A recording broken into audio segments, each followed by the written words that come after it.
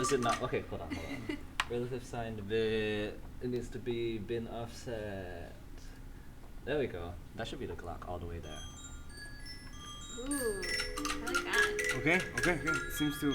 You get it? It's like a blend knot. See. Yeah, this is the spooky one. Hey. Ooh, very spooky. Sounds good.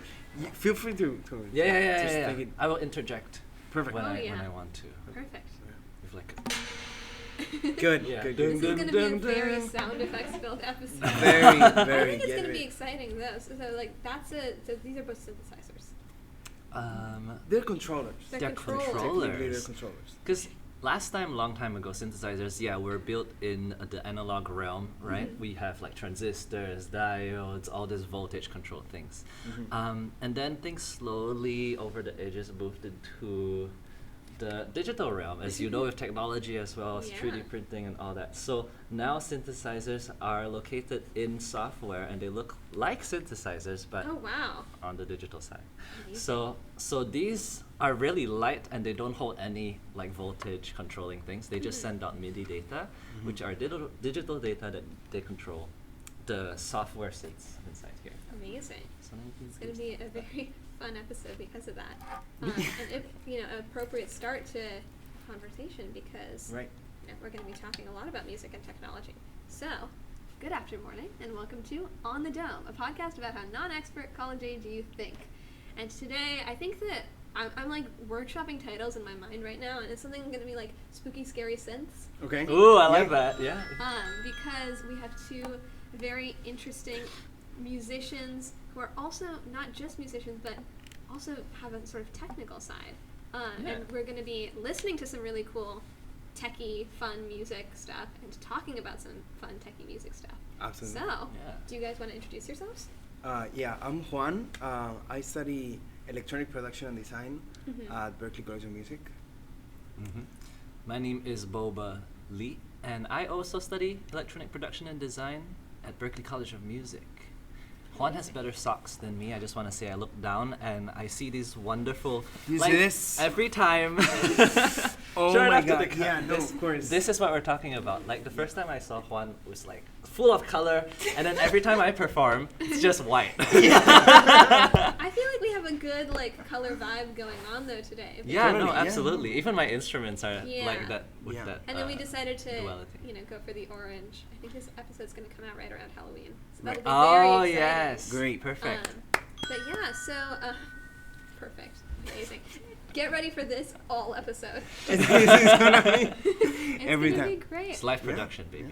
But okay, so to start off, I want to know how you got into music in general because I think both of you have very different paths to music, and then I'll talk a little bit about my somewhat musical background, and then we can just get into talking the actual nitty gritty of it all. So, do you want to start us off? Yeah, of course. So I started getting into music when I was like 6 or 7 years old, when I started going to piano lessons.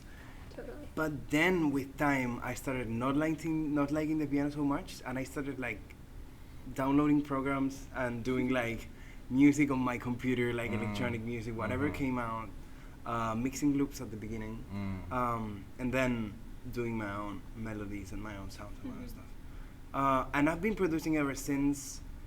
When I finished high school, I did start to like get into more the playing side because I felt like I was lacking that.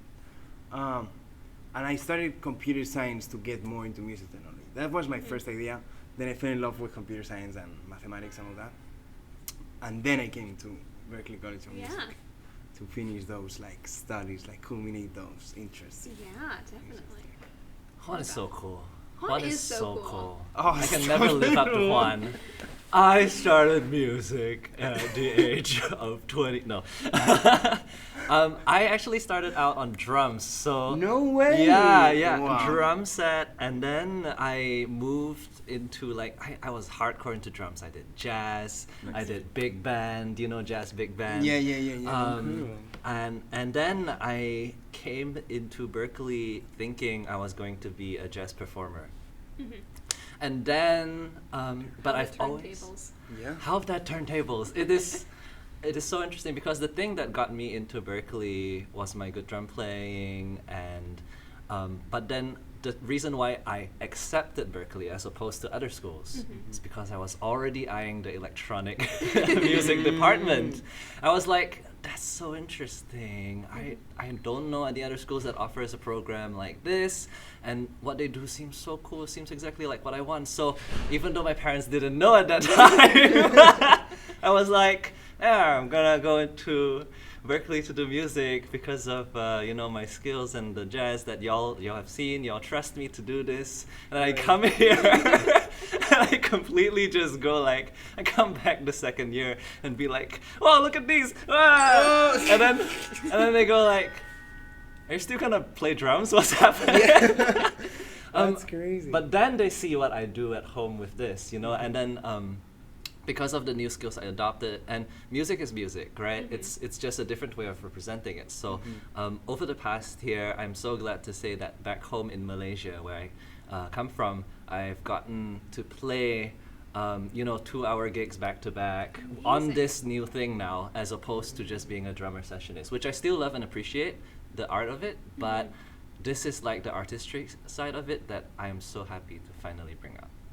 Yeah, that's amazing. I also have an interesting music technology intersection background. I am a computer science student, but the way that I got into computer science was I've been in choir since probably I was like 7 or 8. I also did Hindustani classical singing in high school, which was really cool. And I was, in my choir, and I was like, oh, I, wish there was a better way to learn rhythm, because like in Western sheet music, all the rhythmic notes look the same, no matter how long or short they are. And I was like, what if there's like a little physical toy to it's like the Mahat box. The Mahat box. And then I learned 3D printing to make that. Right. Then the pandemic happened, and at that point I was like, I had been trying to get it into more and more choirs, and I was like, well, now choir is a super spreader event, and all music stuff happens over Zoom. How can I still do it? And then I learned coding to make a website version. That's And incredible. that's how I got into it. So I came to MIT thinking I was going to be in music technology for education, also accessible music technology for education.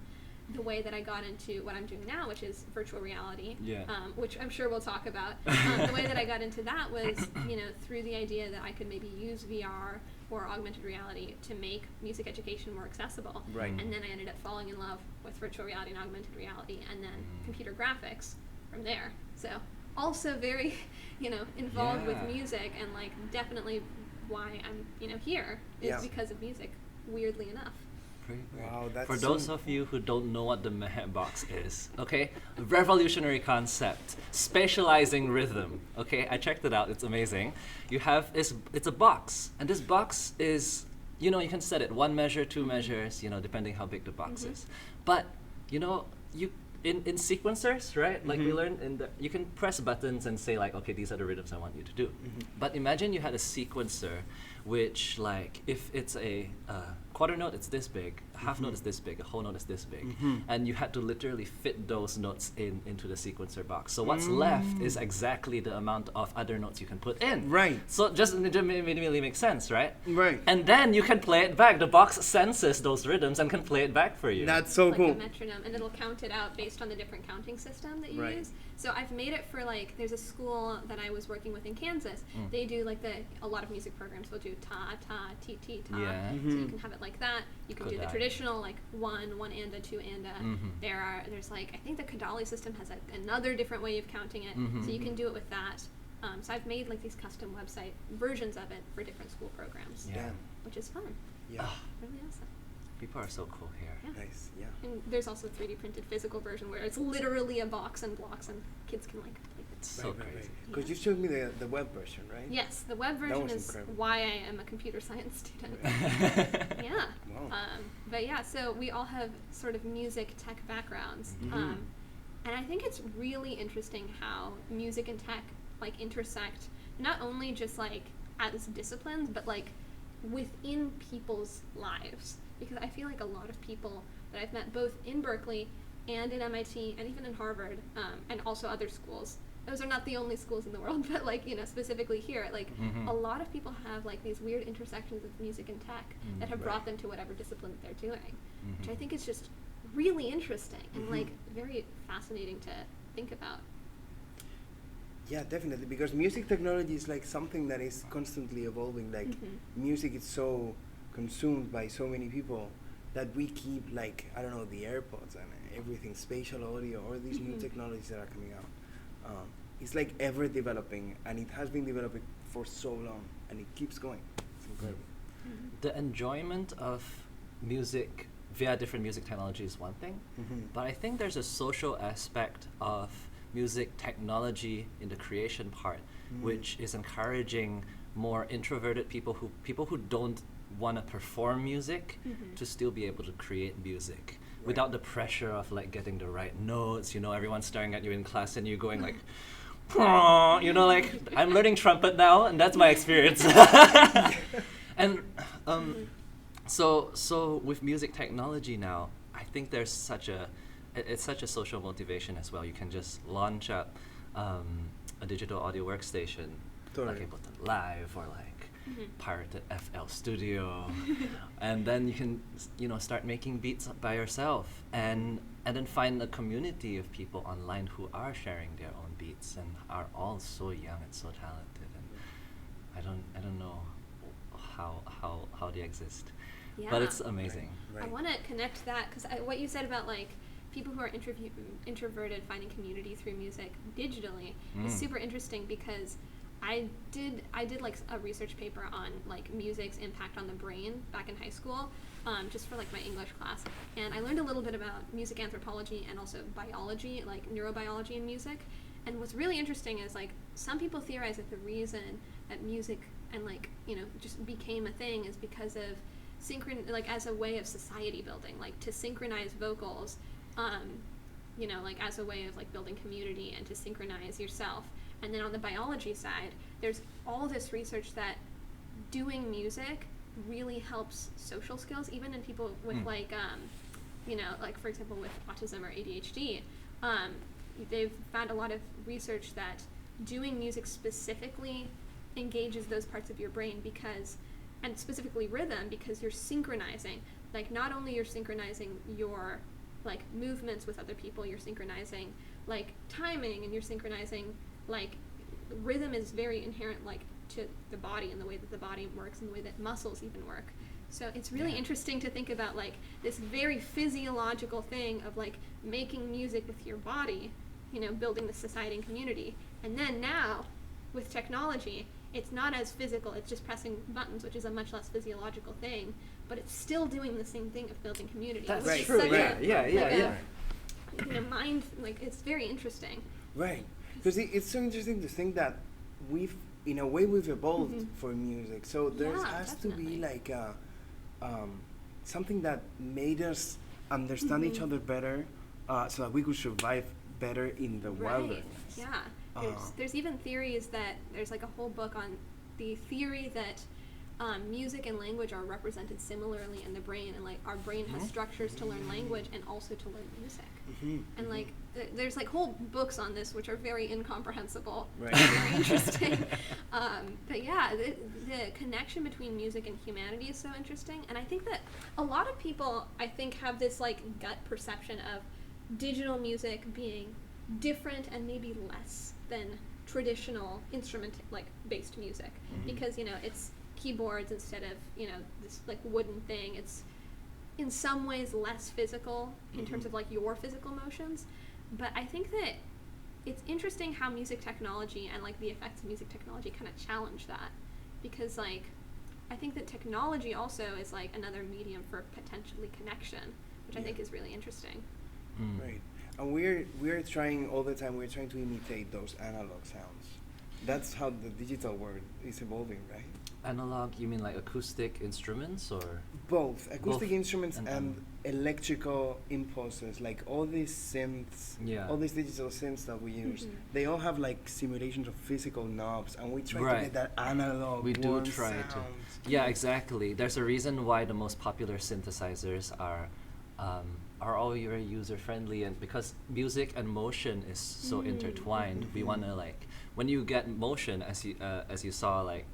Just now before the podcast we were jamming out, there were some motions and risers and things like that And you would program that in now, but you could also just turn a knob and rise it up.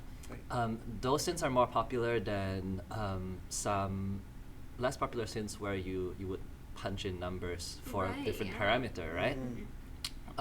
So yeah, in a way, it's coming back to movement and language. In Berkeley, people, the professors there, some professors there teach it the opposite way, where instead of, like you're talking about music bringing a better understanding of language, social skills, things like that.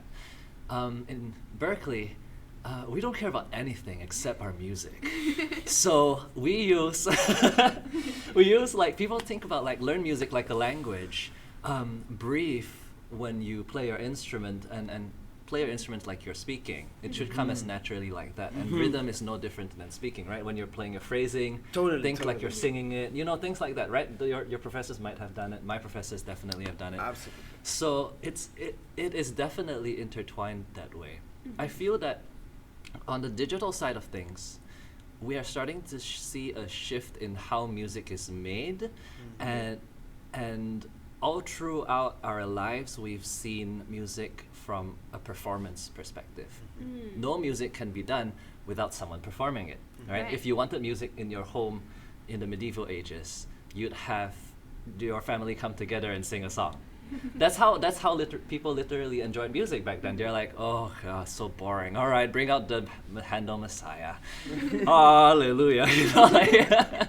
But then radio was invented, CDs were invented, and now we're listening to it. And then soon after recorded music was invented, the studio, came to be. And then people were like, oh wait, we can overdub things, right? Not everything has to be performed at the same time. And thus, performing music shifted slowly to becoming cooking music.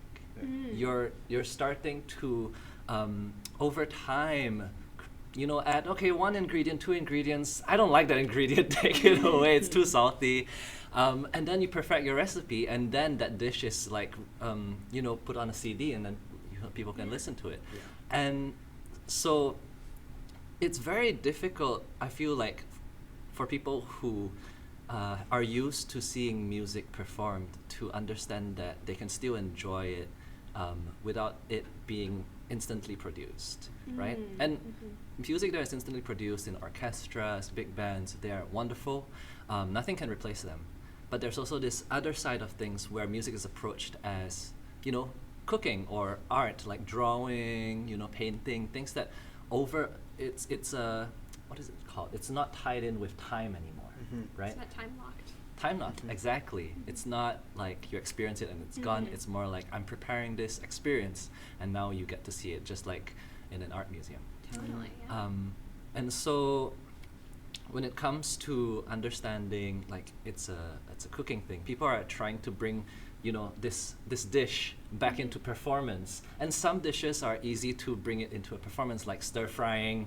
You're like, look at me, I'm putting ingredients in. And so those can be like exciting, like modular synthesis is what comes to mind. But some dishes where you have to ferment things, where you have to like let it sit in a slow cooker for 4 hours, before it's done. Those kind of things, people get bored, and people are like, you're just playing me back a track. It sounds great, but like I don't understand what's the skill behind it. They don't see the process that's fermenting, slowly cooking, all these things where you're sourcing your ingredients, your samples, your loops. These things matter so much in music production and cooking. So I think like understanding how it's made will help with the fact of like, oh, okay, I understand. Like my appreciation is growing because now I understand it's not the same methodology of making it anymore. It's a different art form entirely, but it's coming back to the same experience. Yeah, one of the things we've talked about on this podcast before is what I'm going to term meta music, and we've actually talked about it on an episode that we had about jazz, which is very interesting, and the idea that jazz is the music for musicians, like the idea that yeah, we actually did talk about that. No way! Yeah, perfect. Amazing. Sound design 100. We were talking about the idea that with jazz, the more you understand music and musicianship, the more you appreciate it. And it's, I think, very similar with digital music, where some of these elements or some of these meanings might not come across just on a single listen, but by sitting with the music, listening to it over and over, noticing different times, different things. And that is not something that you can necessarily do with performative music. You can't necessarily go to an orchestra and be like, okay, I want to hear all of, I don't know, Tchaikovsky's The Nutcracker Suite. I want to hear it 20 times so I can keep appreciating things in a row. Like, I mean, people can go 20 times over 20 Christmases, maybe. Yeah. But, like, it's a very different experience and a different appreciation that you can have if you're listening to digital music, where you can sit with it and over a day listen to it 10, 15 times, over a week listen to it 30, 40, 50 times. And it's almost like its own special thing. The other thing I was thinking about in terms of going back to the digital and physical is like the way that we process sound waves. Like any sound wave is like a movement of air. So like I like, for example, like I hit my knee. Exactly. Air is displaced. Waves of sound go into my ears. It's physical converted into electrical impulses that are processed in my brain. And so it's interesting, like it used to be just purely physical to, in some ways, electrical. And then now you have like recorded music, which is physical to electrical, back to physical, back to electrical, or digital, which is just like electrical to physical when it's played back, back to electrical. Which is really like interesting to think about. It's almost like, in some ways, maybe digital music is more inherent to how our brain processes things. But it's not like our ears process things. That's so interesting. So like, I don't know, maybe like, and that kind of connects, I think, to like, the experience of a performance is definitely not just through your ears, it's through your eyes, it's through your body, it's through feeling the beat. And so like, the physical can like affect all of those things, and the digital can just affect the ears, but like, that doesn't make it less, I guess, it just makes it different. Yeah. I think back about the dubstep producer Burial, very prominent producer in the UK, who started before Skrillex and Brostep was the thing. He usually dubstep, you know, boom, boom, boom, boom, boom, boom, boom, like that stuff. But dubstep was usually played in clubs, things like that. But around that time, people were starting to enjoy music, like the iPod started coming out, you know, things that you can just like put on your ears, like the Sony Walkman and things like that. So people started to have privacy, you know, with music listening. So Burial was one of the first dubstep producers who said like, you know, the club is great, but I'm making music not only for the club goers, I'm making music for the people who's taking a lonely walk on the streets of London in the cold night air while the lampposts are flickering and someone's getting stabbed. No, but it's part of the experience. Part of the experience. Oh my god! Wow, this is going with the music. But catering towards that private listening to that solitude. That's a new experience of music. It used to be a communal, totally, and now it's like, oh, it can be your own thing. It's an internet thing. So that plays along with the whole electrical impulse and how it's different, you know, Right. because it's not just like the waves, but it's like, oh, nobody cares that I'm listening to thrash metal right now. I could be in a subway and this could be like, and I was just like, okay, totally. that's fine. Yeah.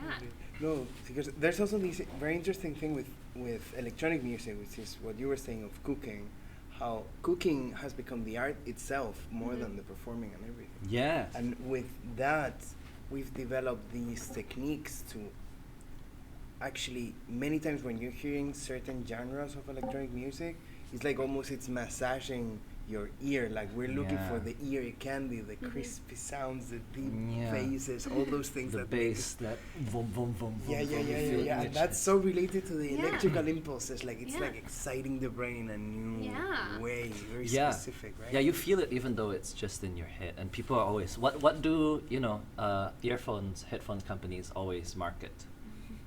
like bass, low bass, exactly, yeah, exactly. extra bass, triple bass drivers, 3000 S, you know, something like One of that. my favorite things about my mom's car is that you can adjust the bass levels. Ah. And so we always listen to just everything we bass. No, that's horrible. No. Yeah, bass boosting before it was cool. Let's go. No, it's fun though. It's like there's so many different like aspects of music. There's a social aspect. There's the super intimate introverted aspect. There's like the like communal aspect. There's a very physiological aspect. There's like a performative, beautiful, artsy aspect. Another thing is like when you were talking about the subway, I was like, music has the capacity to sort of take you into your own world, like whoosh. And that actually relates a lot to something that we've been thinking about a lot, which is virtual reality. Right. So do you want to talk a little bit about 2177 and how you got involved with that? Oh yeah, of course. Which is how we all met. We should tell that story when you were Right. Yeah. So I met Mehek through this class where we're like helping with the teaching team and all that. It's a virtual reality class, which is really cool because it gets together students from MIT, Harvard, and Berklee College of Music to collaborate in VR projects. So it's a very interesting class too because people in the class, students, come from all different backgrounds, all different levels of like skills with VR development and anything. So each one of the students brings something different to the table, and that's super interesting. And also the teaching team is like mostly composed of also students or either undergrads or PhD students. So we also bring that to the table, which is like a very collaborative, dynamic environment. We're almost part of the students. Yeah, it's very much a huge community, and I think that two aspects that are definitely relevant for our conversation is, number one, how important spatialized audio is in making something feel immersive and making VR. It's often a very like underlooked or like underrated aspect of virtual reality. You always think of like, you know, the controllers and the video games and the graphics and whatever, but like without audio it's nothing. And so that's one of the reasons that like the Berklee students are so important in our class. And the other thing we do to highlight that is we have a Berklee performer come to the class at some point, or sorry, not at some point, at every class we have a Berklee performer come and, you know, perform. And one of them was you. Really? Yeah. Oh my god. Oh my god. Thank you. I such an honor, y'all. Such an honor. No, we were honored. We were honored to have you. I mean it. I mean it. It was amazing. Everyone went nuts. It was so good. It was wonderful. Yeah, really, really. It was wonderful. Yeah, yeah. With specialized audio, I come from I never had the chance to like experiment with spatial audio until 1 or 2 years ago when Berklee has this like 5.1, 7.1 sound system in the APD studios. Right. Right? And then when I could hear things panning my head, I was like, oh, that's cool. But then I thought back, and when I was thinking about mixing music for that, I was like, I feel like I have to be drawing this knowledge from somewhere, right? And I was like, where did I hear this from? And then it dawned on me. I was like, oh, just normal, typical video games. Remember how like, you know, let's say you're in a FPS first-person shooter, and you're always like just like camping out there, and then you suddenly hear like a bullet coming in, firing from like behind you, just like ah, and turning around, and that is so powerful. Just having that. I feel like games offer a much wider soundscape that you can play with as composers, because you know people are listening out for that. People don't want to be shocked, I think, when they're listening to the radio to have something suddenly come behind them. But with game, I think it's a whole new experience. It reminds me something that John Cage said once, where all music nowadays is theater. It's not about it's not separating music, you know, dance, art. It's all coming together as one now. Theater is the new, like everything that we live in. It's all theater. Wait, what's theater? Theater is like like traditional theater could be a musical or a play that you see on stage with music and acting and lights and all that things. But theater nowadays that I've seen, it's anything that I guess mixes a lot of different arts together, right?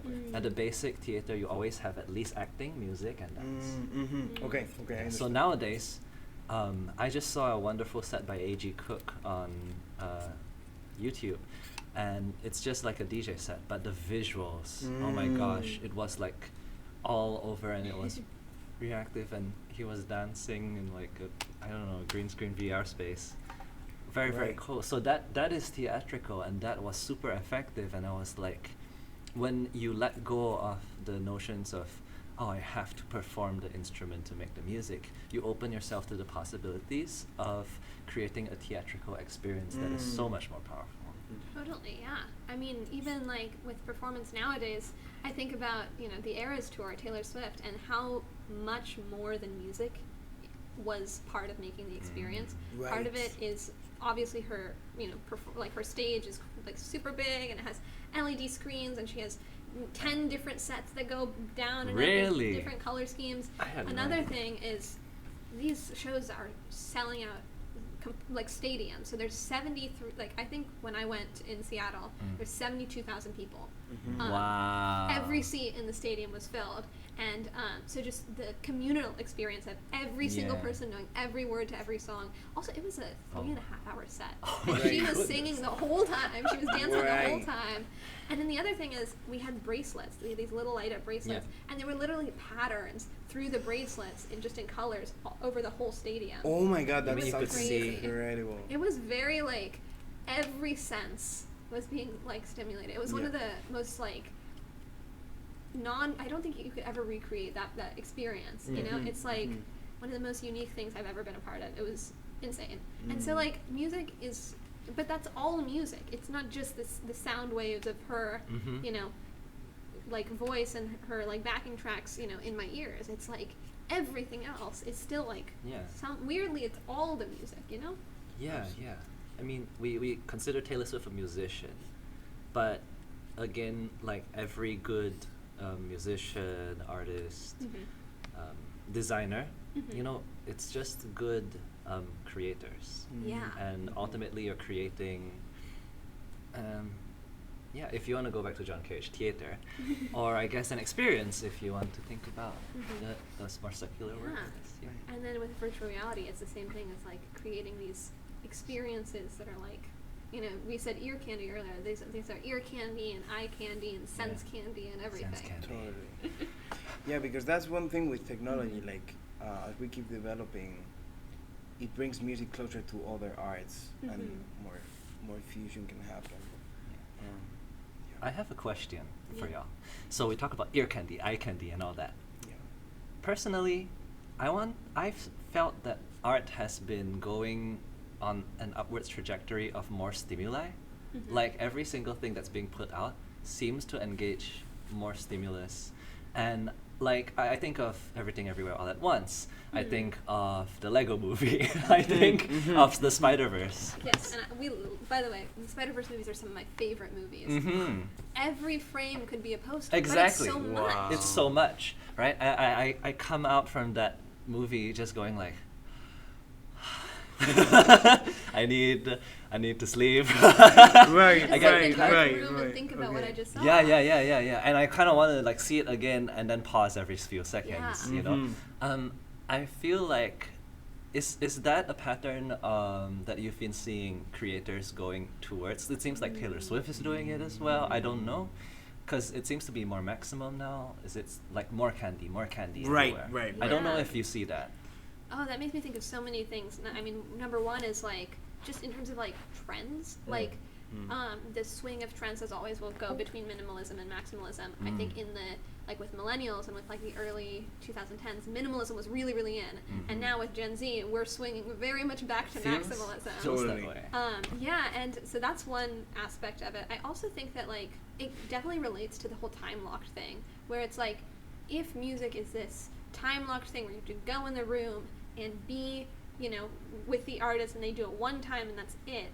That's the experience. And so it's just about what you can process in a given experience. But like with Taylor Swift, she's gonna have a tour movie. She has a theatrical release of a tour movie coming out in like 2 weeks. I will be in that theater, by the way. But like even if going to that show, I probably missed like 50% of all the detail of her set and her costumes and her this and her that. Yeah. But since it's re-experienceable, she can like jam pack it with details. It's sort of similar like with electronic music. You can jam pack it with all these little details because people will get the chance to experience it again. Right. So that's another interesting, I think, aspect of that. I don't know if one's better or worse, but I think it's very fascinating that, like, it's the thing we always say in our teaching staff, actually, which is the medium is the message. And so with this medium comes these new things that shape everything that's going to be in that medium. Right. But it was also interesting, like, how between the lines of your question, is it too much at some point? I think. Yeah, that's some part of my question, I suppose. Right. Yeah. So I don't know. Like, that's the thing. Like, we keep going further and further. Is maximalism, with every wave of maximalism, getting more maximalist than the previous one, and minimalism getting more minimalist than the previous one, and all that. Right now, it makes me think. I'm listening to all these glitch pop and hyper pop and all that stuff, and that's like going like to the maximum, like reaching the top and going further. Many times. Some of them. I definitely agree for some of them. But interestingly, my understanding of hyperpop is it is that it is minimal at its core. Okay. And I think about acts like Sophie, Easy Fun, AJ Cook, maybe 100 Gex even.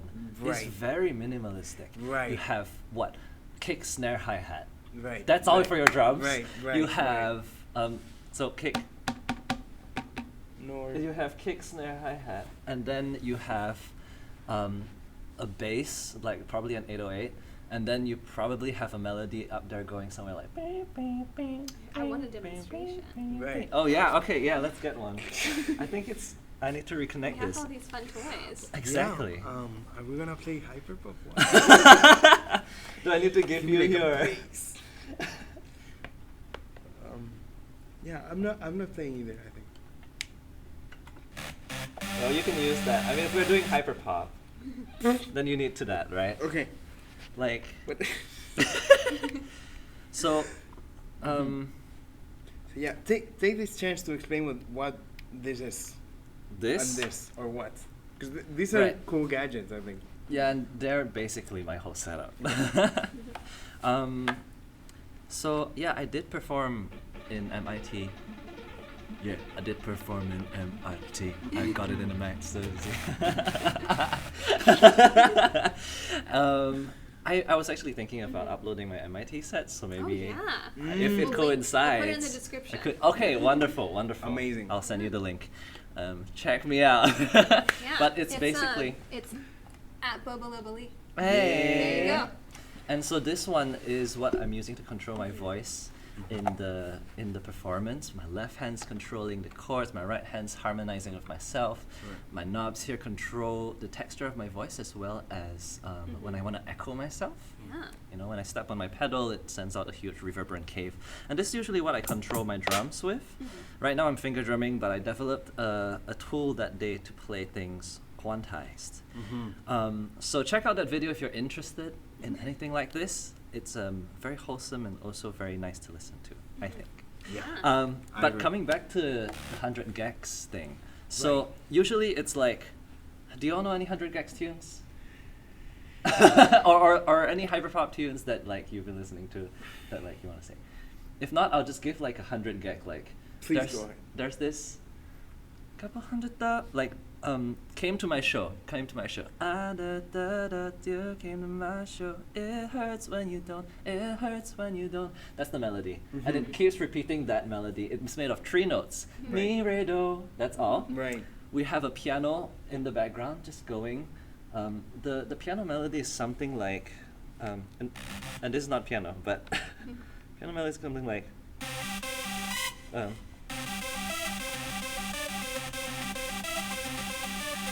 something like that. Just Right. repeating over and over in, of course, the different chords. And then on the kick, and you've just got like.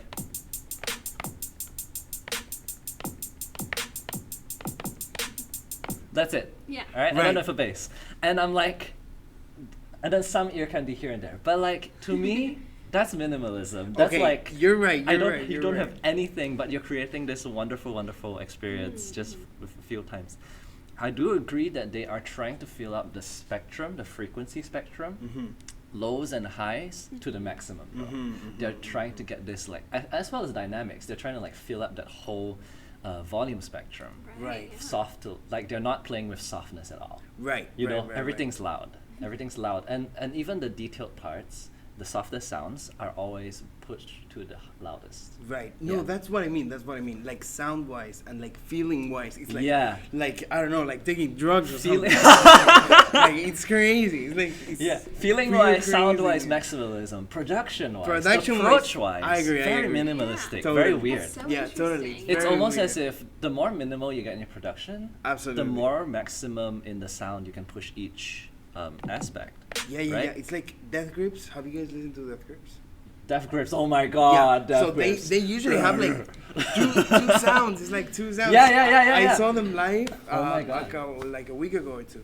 And it's just like three people on stage. Yeah. Like it's the three of them, Yeah. and there's nothing else other than what they're playing. I think, Yeah. like maybe a bass here and there that they're not playing, but other than that, they're playing everything. Right. Just a guitar player, drummer, and a rapper. Right, And right, they right. Do a crazy show. Exactly. Quick demonstration of what we're talking about with how it's easy to make minimalist sounds more maximalist. If I did this,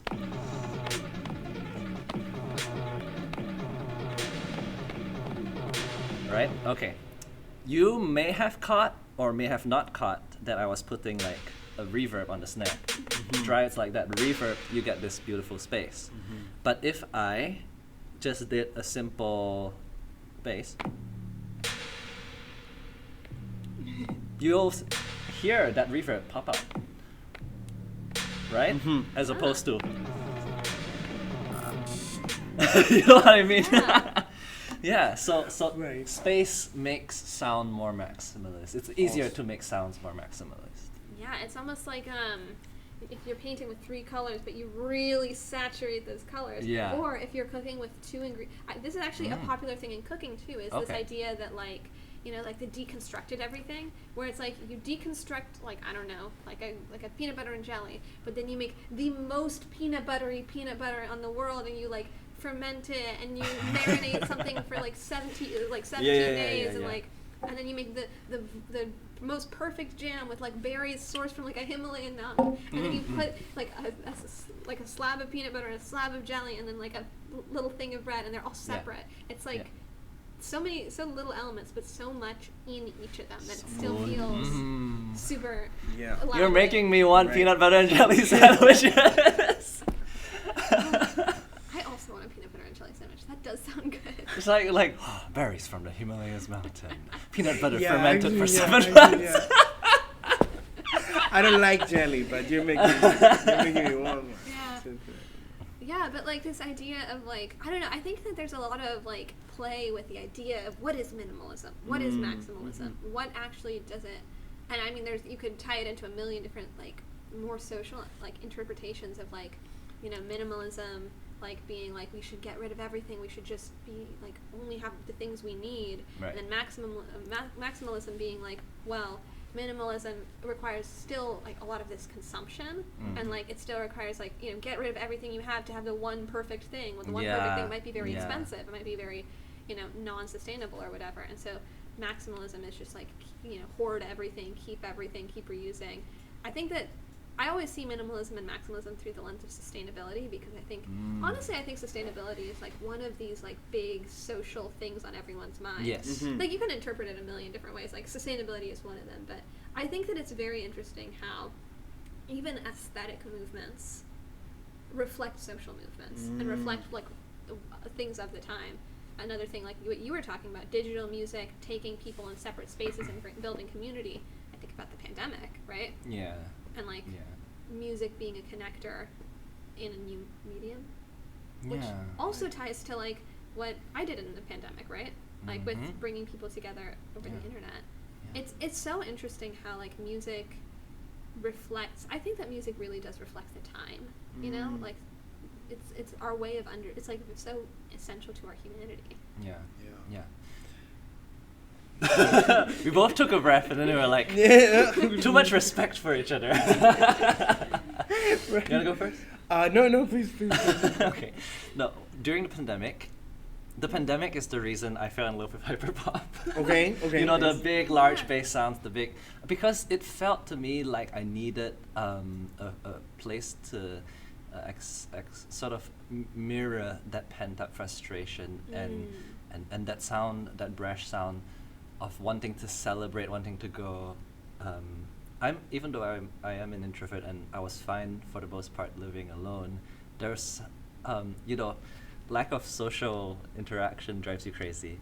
And so, hyperpop was something I gravitated to. And then, interestingly, after the pandemic, Björk, the Iceland queen of music, released like an album all about like bass and all lower frequencies, and just like the one track on it was just like I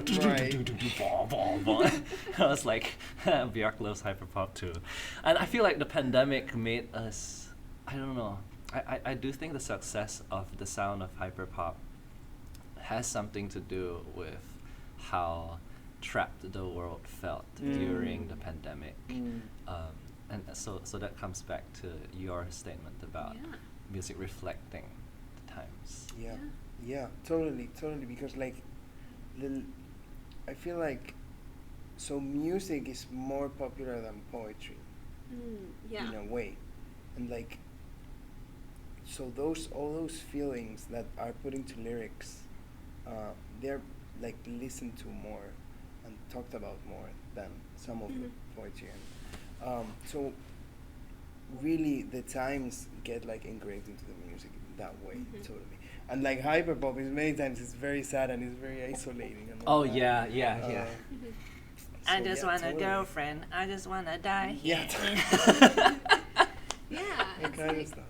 it's so interesting how like, you know, in all these sort of things that we've talked about are kind of coalescing. Like the medium is the message, and then like digital versus physical, analog versus, you know, these, you know, now technological things. It's like all of it is, I mean, and the other thing I'm thinking about is like the idea that the sound is like, this is sort of related to the medium as a message, but there's this idea that when, you know, you move on from like into a new medium like CD or vinyl or whatever, the imperfections of that medium are what you're going to want to recreate.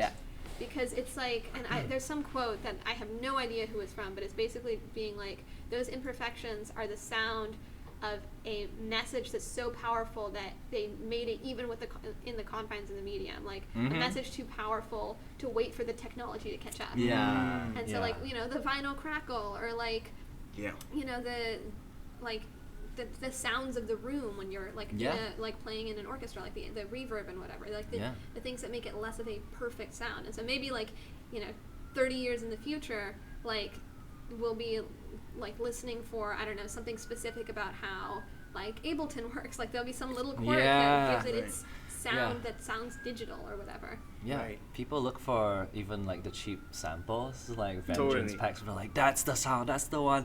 I mean, people are already liking the sound of CDs getting glitched, you know, and it's being used in music a lot now. Like it used to be like, oh no, CD's getting glitched again, or even just like, oh no, CD's getting glitched, you know, that whole thing. Now it's being used in music. I also think about MP3 aliasing. People are using that now. Really so aliasing, can I demonstrate that here? Let's see. MP3 aliasing. If we get like a loop,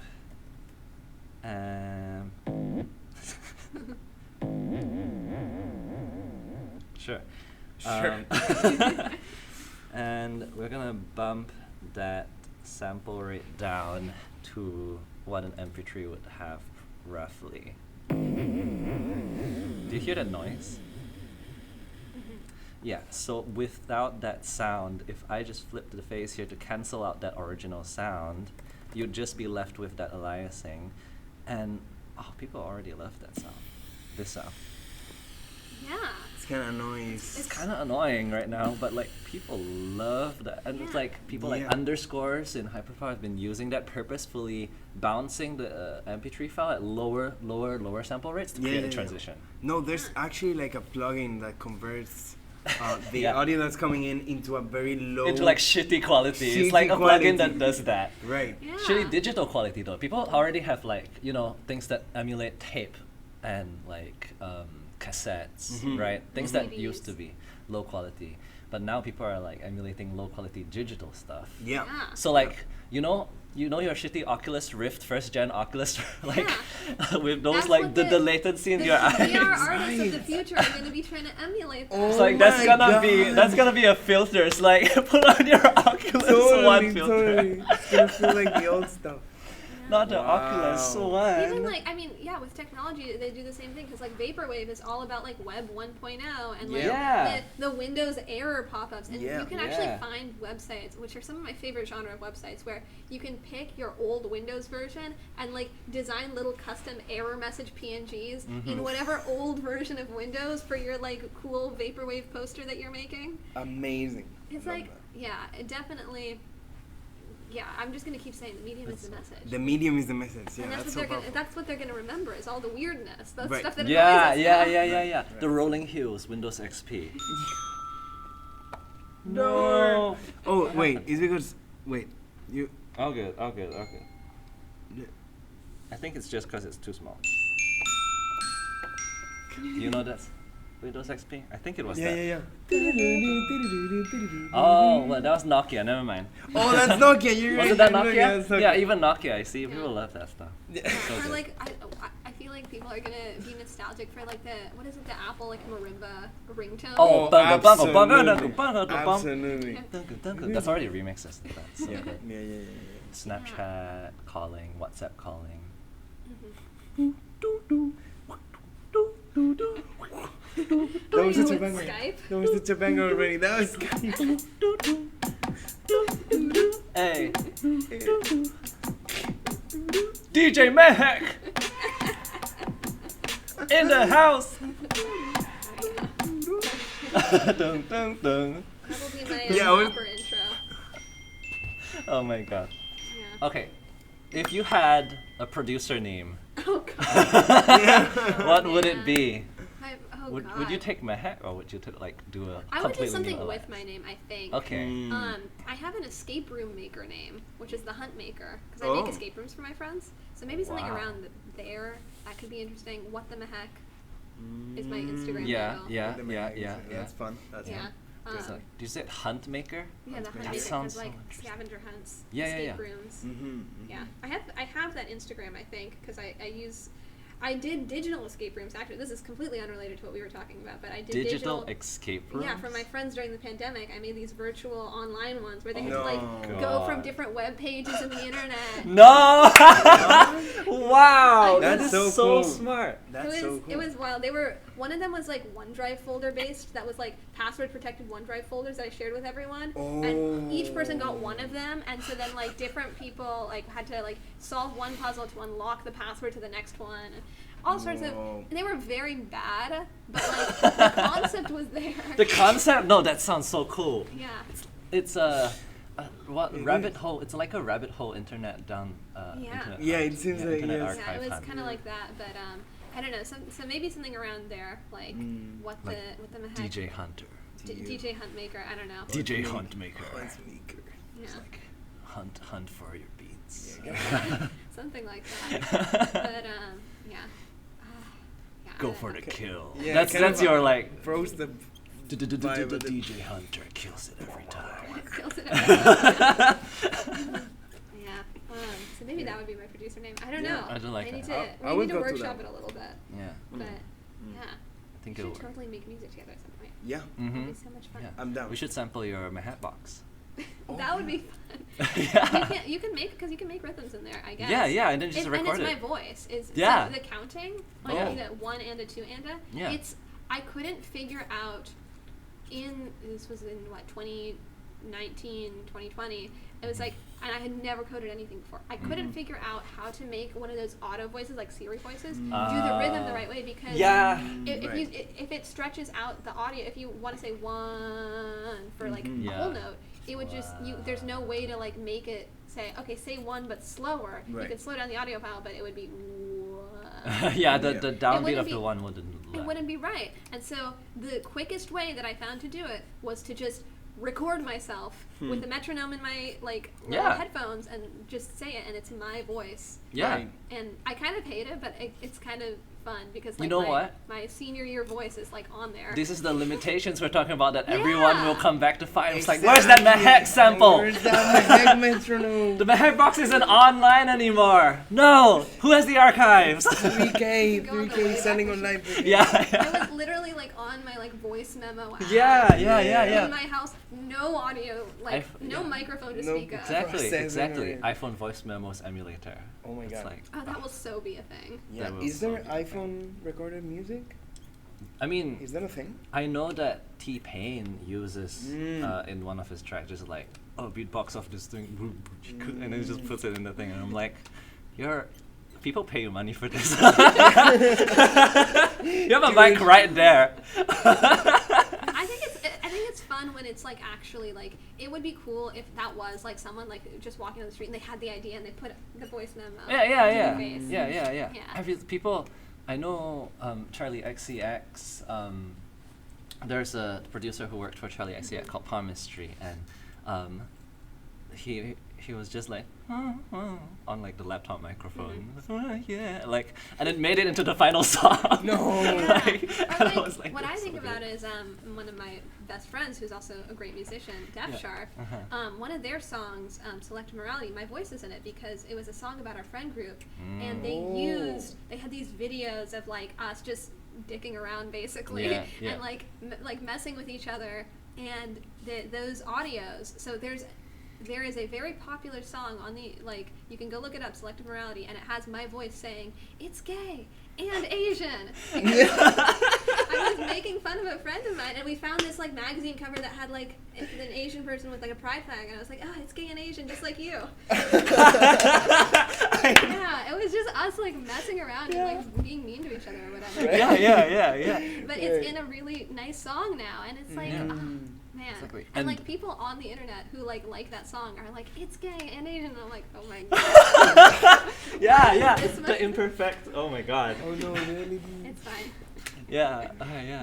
I was just gonna say, I'd heard that song after you told me about it, and I was like, the sadness of the song, the vulnerability, and then friends just messing about. It's like trying to hide that around your friends, right? You're like, you're around your friends, and you're just like, it's like who inside, but like. I know, it's such a sad song, but it's one of my favorite songs, and it was amazing to be able to be a part of it in some way.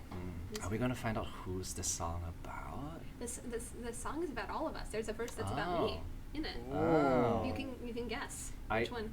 I think I guessed. No, well, my voice isn't saying it's gay and Asian, but the verse, the lyric. Verse, there's 4 verses that correspond to the 4 friends that they were writing. Interesting. There's also an extended version. There's a 10-minute version of it, and it has at the end a voicemail that so at the end of the regular version, everyone should go stream this song. It's an amazing song. It's one of my favorites. Stream Selective Morality by Def Sharp. Yes, absolutely. Stream Def Sharp all day, every day. Support. But at the end of the original song, it has this voicemail that two of our friends left Def Sharp, and in the extended version, it has the same voicemail in full, and then it's like, to replay this message, press 1, and then immediately there's a beep. And that's the extended version. So it's like, this time they decided to replay, and then there's another verse or so, like another 2 minutes of music, which I love. But that's definitely an example of like, that time in our lives. It was about like our friend group over the pandemic and over high school, And that time in our lives was defined by like stupid iPhone videos and leaving each other voicemails and that sound. PPAP. Yeah. Not to talk about how like many like electronic music producers before the drop they throw like a random internet sample of like a funny video. That stuff Skrillex was the king. But they keep doing it. That's also like a representation of songs. Like even like Olivia Rodrigo, I think in both of her albums has had like, I think at the end of her newest album Guts, she has this voice memo of her and her producer not messing around. I think they were like talking to the producer's baby, and the song is all about growing up and like growing out of being like a teenager. And it's like this little clip of them and this like little baby just like kind of talking. And it's like, I don't know, I love that sort of stuff. I know. There will definitely be in 10 years iPhone voice memo emulator, because the iPhone voice memo is going to get to good quality. Right. Exactly. It's going to have specialized audio depending on where you hold your phone. Honestly, probably. You're going to just put it here and it'll record like 360. Almost certainly, Most likely. But I feel that the more perfect things get, the more soulless they become, almost. And so I've never, every time I perform live, it's all about like mistakes, get it out of the tempo grid. Like, let's just get anything that happens, let it happen. And that's why it's usually improvised. If there's a song, it's never done the same way twice, just because of every single thing that could happen. Even like the music that is now reproducible, we still want the irreproducible, recreatable. Yeah, maybe not with like, our favorite song. But like, I feel like even our favorite song, even though it's our favorites, it's probably not the producer's favorite, the songwriter's favorite version. There could be like, God, there's something else I could have done there. So like, there's always this changing, which I love. No, but I feel that a lot. I'm making music myself, and I'm preparing shows for my music, actually inspired by your a little bit. 'Cause, but I take you into account because I feel like it's a similar genre. I'll show you. But I want to see. Let's go. I want to show you, but let's get it. Yeah, actually, let me take the chance to ask you. Yes. What would you say to yourself when you were like beginning to perform your own music? Like this stuff or drums? This stuff, your own electronic thing. What would you say to yourself? Like, what advice would I give to myself? Do you have something? A big mistake, for example. Don't do this. Right. Oh man, no, there hasn't been like a singular big mistake. There's only been like countless tiny mistakes that I was like, this doesn't work, and then you stumble onto something that's just like, yes. Right. For example, that Sweet Child of Mine performance, dun dun bum bum bum bum bum bum, sampling that guy's voice. That part was like amazing, but then making just the release building the release part of the sample so that the sample will grow longer. Coming back, that was like, okay, that's going into the design definitely, because like, and I've tried doing other covers of some songs and it didn't work out. But for that song, for some reason, just using that one control and my keyboard, I could make so many things. So, I think, the thing that I always look out for is what is the simplest thing that I can do to make the most powerful performance, and that will stay. I've tried making performances that line up to a backing track, that switch, different instruments on these pads all the time, and then I never feel like I want to perform those again. I perform it once, twice, and I'm like, good enough. I feel like I'm role playing. So the simplicity will result in flexibility, which will result in freshness, and then will result in good music. That's a really powerful thing to think about. I feel like I'm going to be thinking about that for the next 30 minutes. But I think that at the end of the day, what we've been discussing is even with all of the new technology, at the end of the day, we're just chasing what feels real to us, and it doesn't have to be analog to be real. It can be digital, but it needs to feel real and emotional, and even digital music can be real good. And so, on that note, thank you so much for listening, and this has been On the Dome.